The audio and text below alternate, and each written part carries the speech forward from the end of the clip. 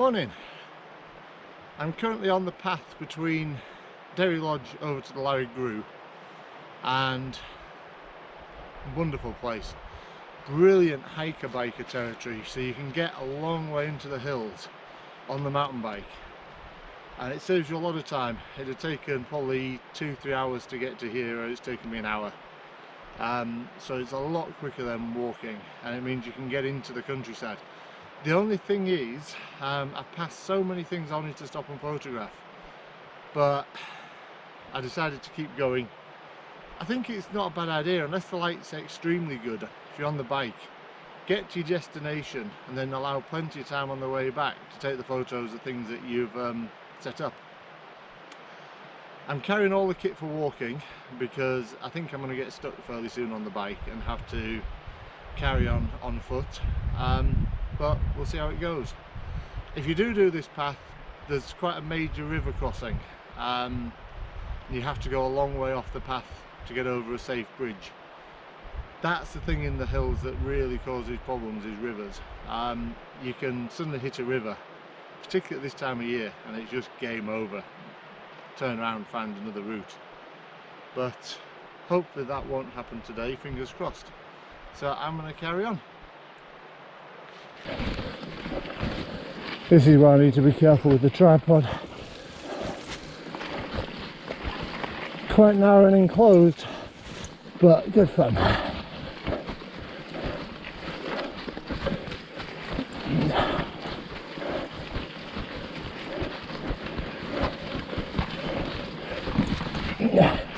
What?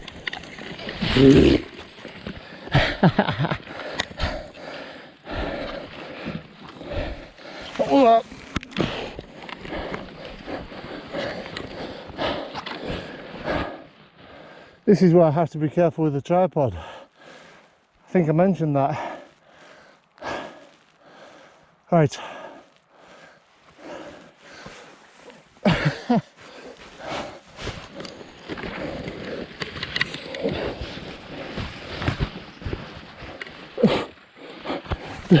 Does this demonstrate it well enough? Yeah.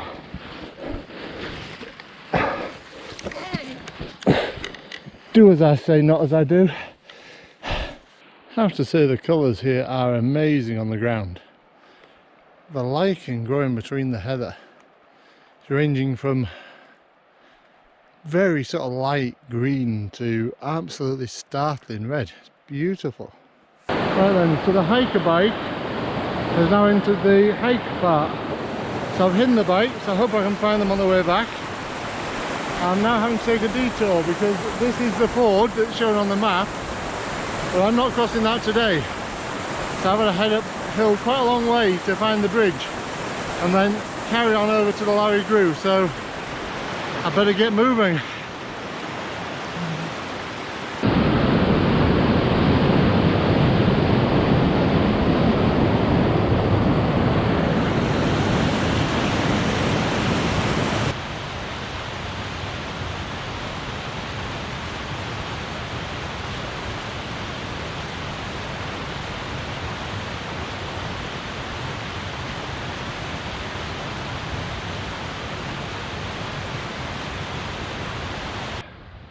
I'm afraid time has beaten me. It's now 11 o'clock, I've been going for 2 hours. I could make it to the Larry Grew, but I wouldn't have time to really take my time over taking photographs. I won't be able to sort of wait for the conditions to get to their peak.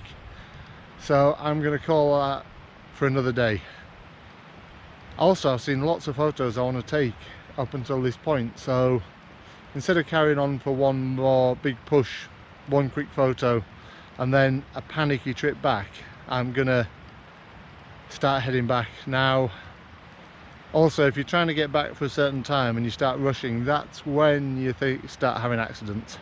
And I've already come off the bike once.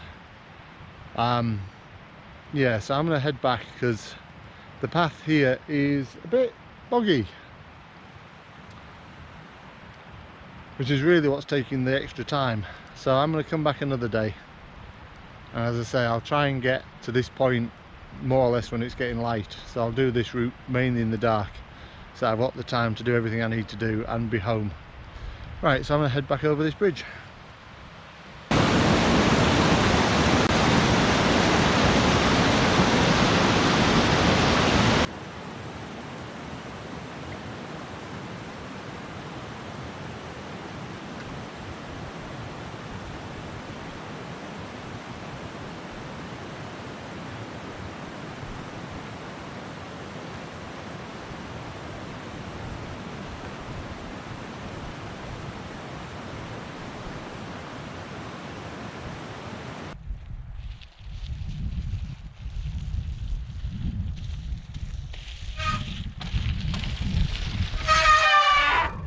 Whoa, squeaking brakes. Thought while I'm here I'd do a quick guide to the modern mountain bike. If you're like me and you used to use mountain bikes in the sort of early 90s to sort of early 2000s, they were rubbish. They've got so much better now. Everything about them. The gearing system, so much simpler, so much easier to use. These big chunky wheels and chunky tyres I think are great. They'll let you deal with rocks like that no problem. The other thing that's really good, and I can't overestimate how much of a difference it makes, is the saddle. So when you're going over technical terrain like that, so you're going over rocks, you want the saddle out of the way. You just don't want it there. But when you go in sort of up hills, you want to be sat on your saddle to get sort of power and make it comfortable. So now the saddles do this. You're coming up to technical terrain, you press the button, it goes down. You then over the terrain and you're starting to pedal again, click it back up and it goes back into place. The brakes, okay, that squeaked like crazy, but the brakes, man, the old V brakes were terrifying. On a steep hill, the best they would do is slow down your acceleration. They wouldn't slow you down, or they certainly wouldn't slow me down. But now they're really good hydraulic brakes on these things. I think they go together with landscape photography brilliantly. You can get further than most people are willing to go. You can find things that most people aren't willing to find because they're just too far away. Also, today so far, I've got a few shots I'm hoping to get. Hasn't been great photographically, but I've had a blast. It's been great fun. I've done, you know, to this point here, about 8 miles. This way I've got another 8 miles back. And it's just been a laugh, you know, bits like that, excellent. And if I get some photos as well, then, you know, more's the better. So if you haven't ridden a mountain bike for a while, have a go. But don't start on trails like this. Start off just local area, canal paths, easy sort of railway lines, get your fitness up. Then eventually, once you're sort of getting a bit more confident, go to one of the trail centres, somewhere like Dalby Forest, down to Cannock Chase, there's excellent ones. For up in Scotland, Glen Tress is wonderful. And go and start having a go at some of the trails. Start off with the easy green ones, then move up onto the blues. Maybe a few of the reds if you're getting confident. But generally try and sort of build up your skill level if you're going to be coming out here. Also, you have to make sure that you're equipped. I've got survival bag in here, down jacket, spare gloves, spare just about everything as well as the camera gear. I've got food, got the camel bag, so this is a not very nice name, a bladder, so it has water in the back and then I can just drink on the move using this. Try not to drop this into the mud, this is pretty disgusting. So yeah, you need to have all the gear. Again, if you're going to be on your own, I do think these smartwatches are worth having. This one, if you've got a mobile phone signal and something goes wrong, it will send a message to say something's gone wrong. You can also press it and it will send a message to say something's gone wrong. This is exactly where I am, this is the route I've taken, and emergency services can come and help you. Or go with somebody who knows what they're doing. So just on that, if anybody's interested, if you want to get in touch with me, if you'd like to come out and maybe do a mountain biking or walking workshop, so come out, landscape photography, out into the wild to some of the places I know. This is something I might look to do in sort of August and the autumn of 2021 when things have settled down. But if you're interested, please let me know, because I know this area pretty well now and I can take you and show you some interesting bits and pieces. I'm going to continue with the bike ride because it's too much fun.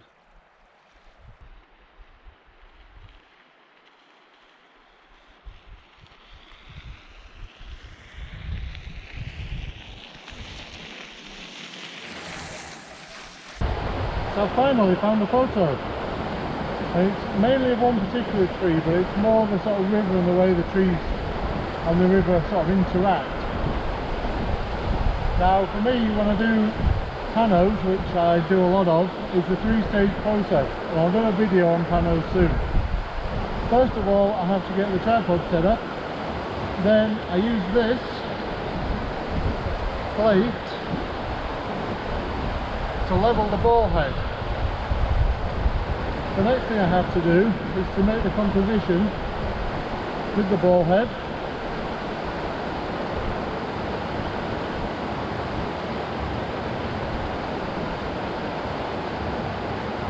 So I'm happy with it. But then I have to get down and get the ball head plate level. Okay, last I need the camera level. I use the 100-400. I think it's a great lens. This is the old one, not the Mark II. And for that, it's on this tripod collar. So I then have to get the camera level as the third stage. So I do that by pressing the info button and slowly get it all leveled up, and then locking it off.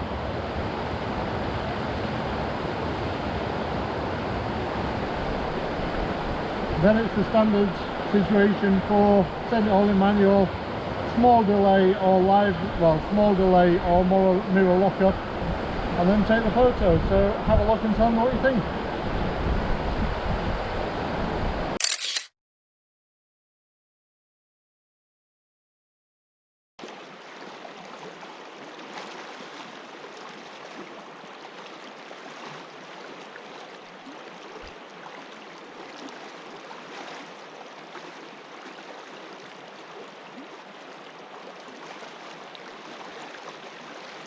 Right, well, I've just taken some images of this magnificent Scots pine and also the river with the cottage in the background. Don't know if you can see that.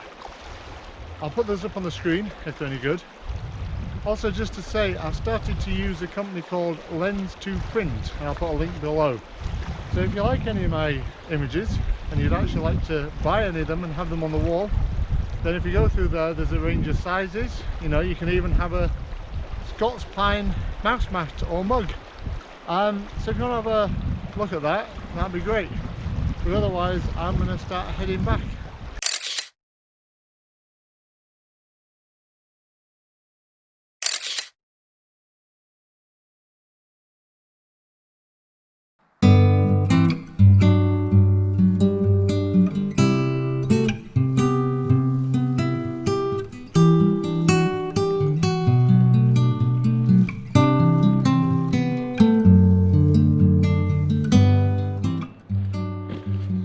What a stunning woodland. Beautiful lichen on all the trees.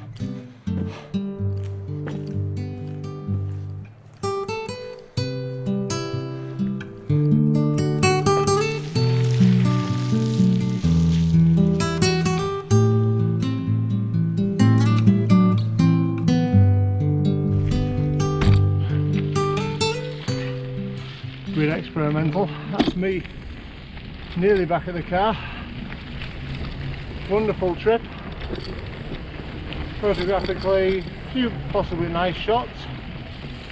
But I'm going to have to stop doing this before I break my neck because I've only got my rear brake because I'm holding a blooming selfie cam. Ah, what the hell. So, if you want to help me, it'd be great if you could subscribe. Oh god, what an idiot.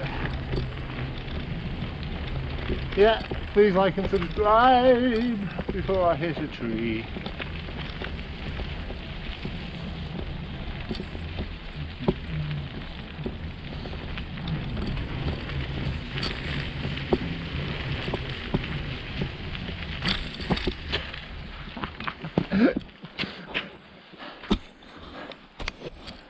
Don't try this at home.